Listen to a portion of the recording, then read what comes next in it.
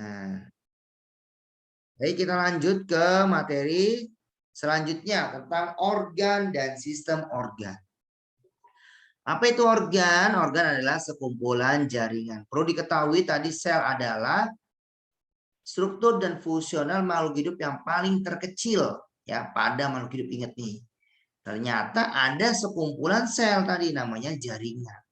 Jaringan ada dua juga, ada sel hewan dan sel tumbuhan. Nah, setelah jaringan ini berkumpul menjadi satu bagian, namanya organ. Organ ini ada yang organ tumbuhan dan juga organ hewan. Jadi organ ini apa sih? Organ ini adalah sekumpulan jaringan pada tumbuhan maupun pada hewan. Nah, kita bahas satu persatu organ tumbuhan. Organ pada tumbuhan terdiri atas ada apa saja nih? Ada daun, ada akarnya dari bawah. Ada akar, kemudian batang, dan daun. Nah, akar ini apa sih fungsinya? Akar ini bertugas sebagai alat untuk menunjang berdirinya tumbuhan pada tempat hidupnya.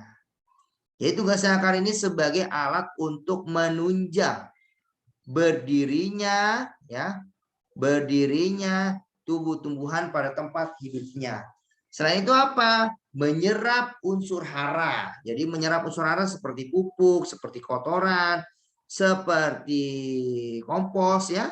Dan juga menyimpan cadangan makanan di dalam akar ini. Kamu tahu wortel ya, wortel juga termasuk umbi akar.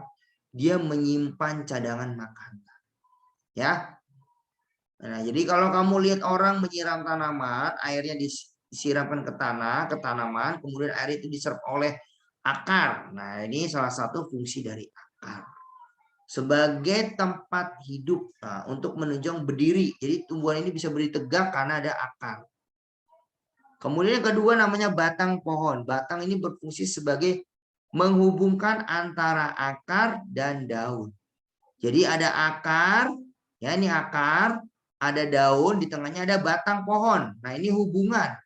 Hubungan antara akar dan daun dihubungkan namanya batang pohon.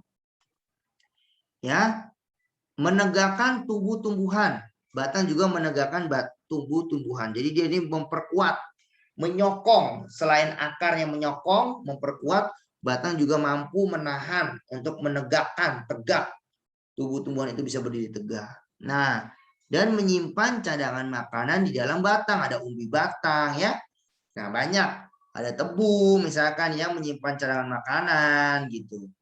Kemudian yang ketiga namanya daun. Nah, daun ini mempunyai fungsi utama sebagai tempat fotosintesis atau foto cahaya, sintesis membuat. Jadi membuat makanan dengan bantuan cahaya matahari. Nah, kemudian terjadinya penguapan air. Tadi Mister sudah bilang ya, penguapan air itu contohnya adalah transpirasi. Ketika malam hari daun itu mulai mengalami penguapan, di pagi hari dia kan seperti rumput itu semakin banyak nih yang banyak airnya. Kamu main bola lapangan pagi-pagi loh, lapangannya basah, ternyata banyak penguapan air. Dan pertukaran udara. Jadi udara ini ya, pertukaran udara ini dilakukan oleh daun, yaitu di stomata atau mulut daun. Nah, nanti kita bahas di kelas 8 itu ya, tentang stomata. Kemudian di bagian organ ini ada beberapa macam ya, ada di sini ada gambarnya, kamu perhatikan ya. Di sini ada yang namanya tangkai daun. Nah, ini tangkai daun. Kemudian ada lagi tangkai batang yang lebih kecil dan ada juga bunga. Bunga adalah salah satu alat untuk melakukan reproduksi atau untuk penyerbukan ya. Kemudian ada lagi ini bagian meristem apikal. Nah, ternyata ini bisa bilang meristem itu ada dua, ada yang primer, ada yang sekunder. Tapi di sini ada meristem apikal ini biasanya terjadi di bagian apa? Di bagian atas atau di ujung batang untuk melakukan pertumbuhan sehingga batang pohon ini semakin tinggi. Biasanya ada di pucuk batang pohon atau di pucuk daun ya. Ini namanya adalah jaringan meristem apikal. Jadi letaknya organ ada tiga ya, ada yang organ akar, ada yang batang dan ada yang daun. Nah, itulah. Sampai sini bisa dimengerti? Ya. Halo? Bisa. Bisa ya, itu adalah bagian dari organ tumbuhan. Kita lanjut ya. Sekarang organ hewan. Tadi Mister sudah bilang ya, hewan manusia hampir mirip, tidak beda jauh.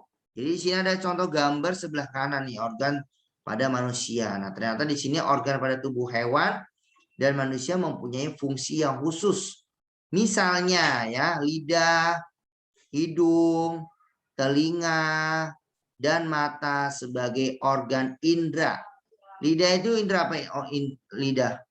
Indra pengecap ya, merasakan makanan rasanya manis, asin, asam, pahit ya. Kemudian hidung, hidung adalah sebagai organ penciuman ya. Kemudian di hidung juga ada rambut hidung ya, ada lendir atau mukus, bahasanya mukus atau lendir. Kemudian ada lagi telinga, telinga kita sebagai alat pendengaran ada rumah siput ya, ada gendang telinga, ada koklea, ada tulang sanggurdi, tulang landasan, tulang martil, nah macam-macam. Kemudian ada lagi mata, mata kita ini sebagai indera penglihatan ada kornea, ada iris, ada pupil, ya dan sebagainya. Dan sebagai organ indera tadi ya ada indera, pokoknya ada indera lah alat untuk membantu merangsang dengan bantuan sistem saraf. Kemudian paru-paru sebagai organ pernapasan. Ya, organ paru-paru sebagai organ pernapasan tubuh kita, dimulai dari hidung ya, ada hidung sampai ke paru-paru ya. Nah, ini paru-paru kita di sebelah kanan, atau bahasa Inggrisnya apa kira-kira? Tahu nggak ada yang tahu bahasa Inggrisnya paru-paru? Lung ya, lungs. Ya, lungs atau paru-paru. Paru-paru kanan dan paru-paru kiri ini tempat kita untuk menampung, menyimpan udara ya, terjadi pertukaran oksigen dan karbon dioksida. Oksigennya masuk, karbon dioksidanya keluar. Kemudian lambung, lambung, usus halus, dan hati sebagai organ pencernaan ya. Ya, ini lambung membantu menyerap makanan dan usus membantu menyerap sari-sari makanan, hati untuk menghancurkan, menyimpan, melawan racun atau mendatangkan racun, disimpan di dalam getah empedu gitu ya, sebagai organ pencernaan. Nah, ginjal, kulit dan hati dan paru-paru sebagai organ ekskresi. Ginjal ini untuk menyaring darah sehingga terbentuknya urin atau air kencing atau air seni. Kemudian kulit sebagai pengeluaran keringat ya, atau mengeluarkan keringat. Kemudian yang keluar dari pori-pori kulit kita ketika kamu beraktivitas keluar keringat. Kemudian hati tadi ya menghasilkan getah empedu atau melawan racun. Kemudian paru-paru sebagai organ pernapasan dan membuat terbuangnya karbon dioksida dari paru-paru. Nah, ini namanya sistem atau organ ekskresi, organ pengeluaran zat-zat sisa dalam tubuh yang tidak digunakan kembali. Begitu ya? Bisa dimengerti sampai sini? Tentang ginjal ya. Ada ginjal, kulit, hati, dan paru-paru. Ada yang mau tanya? Kalian ada yang mau tanya nggak kira-kira? Dapa mau tanya, Alvaro? Tidak. Enggak. Ya, oke. Kira-kira berarti paham ya apa yang Mister jelaskan. Kemudian ada lagi organ dan sistem organ. Nah, di sini ada sistem organ. Nah, ternyata ini banyak sekali sistem organ dalam tubuh kita, tubuh manusia maupun hewan. Nah, ini ada sistem organnya, tapi di kebanyakan sistem organ yang kita bahas ini kebanyakan di hewan ataupun tumbuhan. Hewan ataupun manusia, sedangkan di tumbuhan, sistem organ pada tumbuhan jarang kita pelajari. Nah, ini ada sistem organ pada tumbuhan. Pertama ada sistem reproduksi. Berarti membahas tentang alat-alat reproduksi laki-laki maupun perempuan atau wanita. Ya, ini adalah kelamin laki-laki, adalah kelamin perempuan atau wanita. Nah, ini untuk melangsungkan keturunan. Jadi kalau ada ayah, ada ibu di rumah, nah memiliki anak, ya anaknya itu kalian. Nah, ini adalah salah satu organ reproduksi yang bekerja untuk melangsungkan keturunan, sehingga manusia ini tidak punah, populasinya tidak menurun.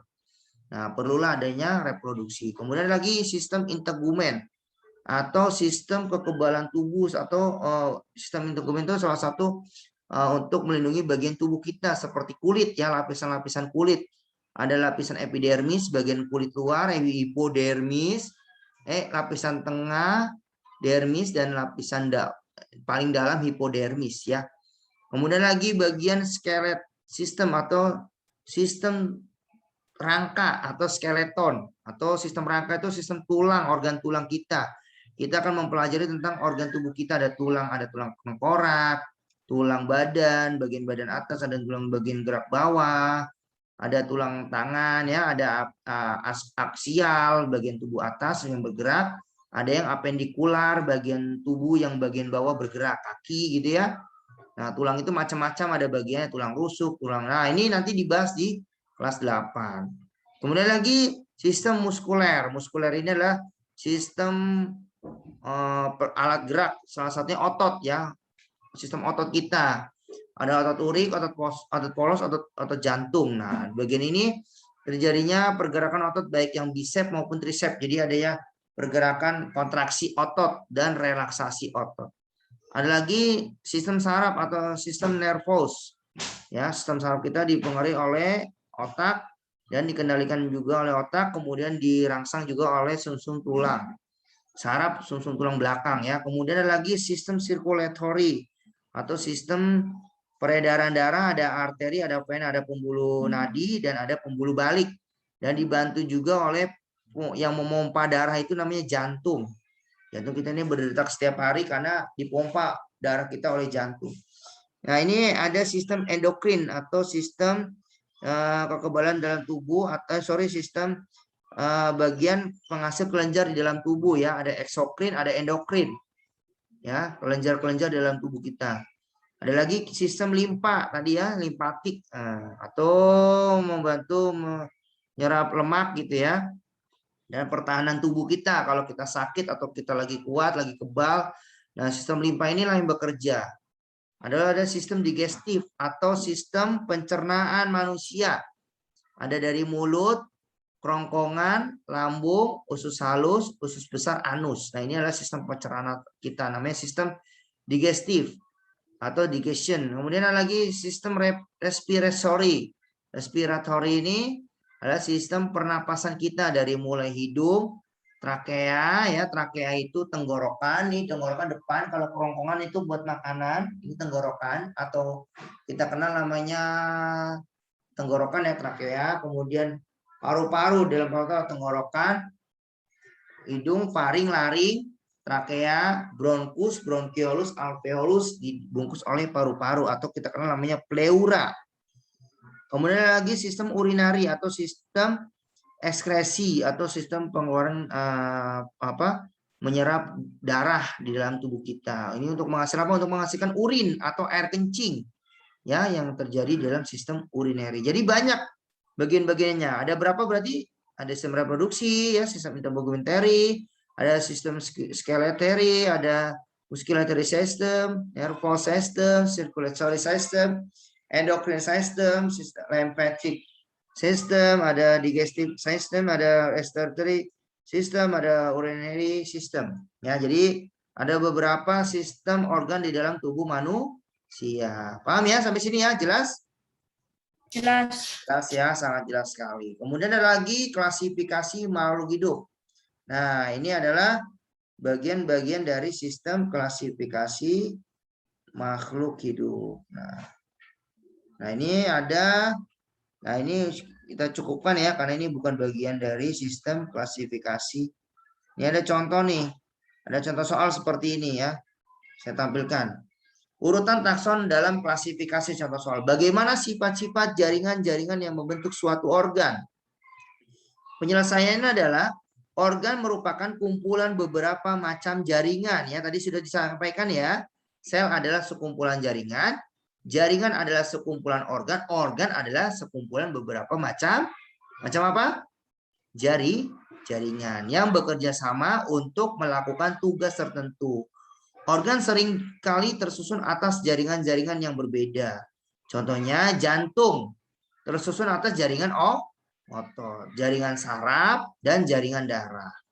Ya, struktur organ pada organisme berbeda-beda. Semakin tinggi tingkat organismenya atau satu orang organisme, semakin sempurna dan kompleks organnya.